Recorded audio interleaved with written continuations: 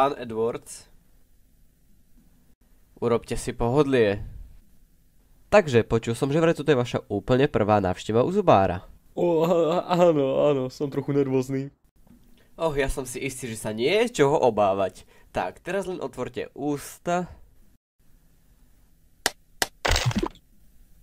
To je trochu zvláštne.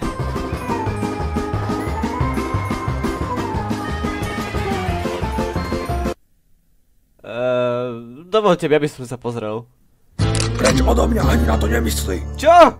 Už mám toho pokrk žiť stále v strachu. Keby si len ty vedel, aké to je. Žiť každý deň a nevedieť, kedy je ten posledný. A teraz to končí. Ešte dobre, že do práce prídem vždy pripravený.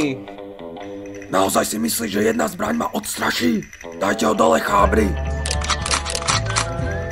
Ja som vedel, že tento deň raz príde.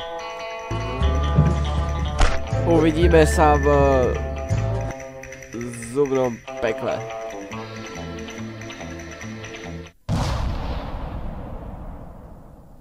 Dobrá práca, pán Edwards. Teraz by ste nemali otvárať ústa také 3. Dávam tomu tak 3 dní.